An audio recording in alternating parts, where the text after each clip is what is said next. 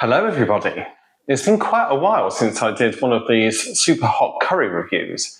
I think it was October last year where I started off doing these reviews. And I actually started off with an Iceland pepper X, which is similar to what we're going to try today. That was the chicken tikka masala. This is actually a chicken korma, which is a little bit weird. You always imagine chicken korma is going to be not particularly spicy. But this one, as you can see with the label, it's got warnings all over it, an 18 certificate, all that kind of stuff. It's got pepper X sauce, it's going to be hot. So this is what it looks like. First of all, thanks to Phil Parkinson, who gave me the heads up on this. I'm not quite sure whether he is the Wrexham manager, but if he's not, then thanks anyway. So you can kind of see that this comes in two parts, really. We have some rice and we have the chicken korma sauce and some chicken.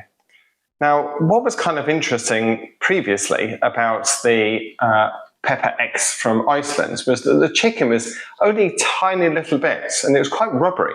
So one thing that's going to be interesting is to see whether it's nicer chicken this time, because I was rather disappointed with the last one. And also just how hot it's going to be. You would imagine a chicken korma is going to be mild, but obviously it's not going to be mild. And I've got to say, I'm not looking forward to it either. Not only because it's going to be super hot, but also because korma is my least favorite curry. I don't like coconut.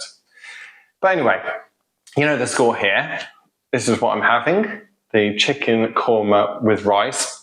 Only having some of the rice, because I must admit I prefer a naan with it. And I've also got some milk. Now, you know what that means. If it's super hot, I'm going to have some milk to cool my palate. Anyway, enough talking. I guess we'd better get on with it and see what it's like. So, first impressions are that the chicken looks pretty good. Much, much better than what you got with the previous chicken tikka masala. That was very disappointing. Fairly big bits of chicken in a sauce. Quite a runny sauce, to be fair. But anyway, let's give it a go.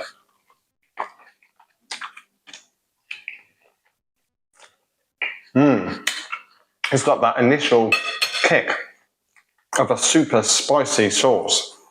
You can tell immediately that it's one of those very hot chilies that's in here. It's got that particular flavour to it. This, of course, is pepper X, but it's not massively dissimilar to what you might have with some of the others, like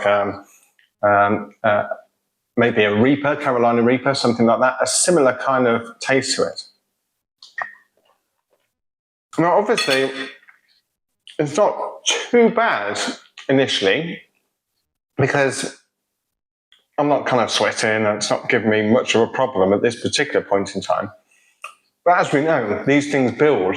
So, as usual, what we'll do is we'll come back halfway through and see how things are going. I'll see you then. So, welcome back to the halfway stage.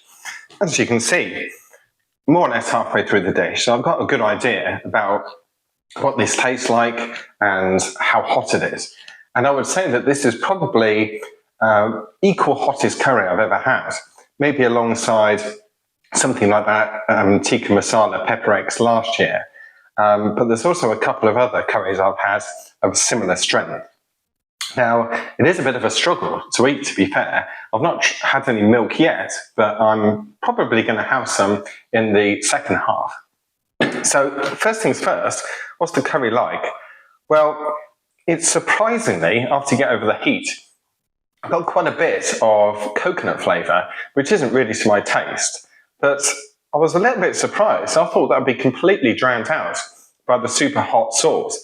But it's still there. So if you like a korma flavour or coconut flavour, then this is an interesting thing to have. Coconut, super hot. A little bit strange, but you know. Anyway, I think I'll finish this off, see if I can manage to get a nice clean plate. I'll probably have some milk, and then I'll have a final wrap up at the end. So I shall see you in a bit. So here we are at the ends of the dish. As you can see, I've got a nice clean plate, although I must admit, not eaten all the rice. I only put about half of the rice on here because I had a naan bread as well. So, what's the conclusion? Well, I guess in some ways it's quite a lot better than the previous chicken tikka masala. The chicken's much nicer. It's not got tiny rubbery bits. They're actually a little bit more substantial.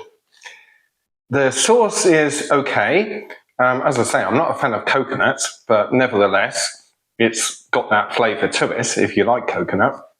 And it is extremely hot. I mean, it is one of the hottest, if not the hottest, curry that I've ever had. So it's not to be taken lightly. You can kind of see why we put an 18 rating on these things. So this was the chicken korma with rice. But while I was in Iceland, they also has a chicken vindaloo with rice. So fairly soon, I think, I'm going to do a review of that. Maybe not tomorrow, it'll be a bit excessive, but certainly in the next few days.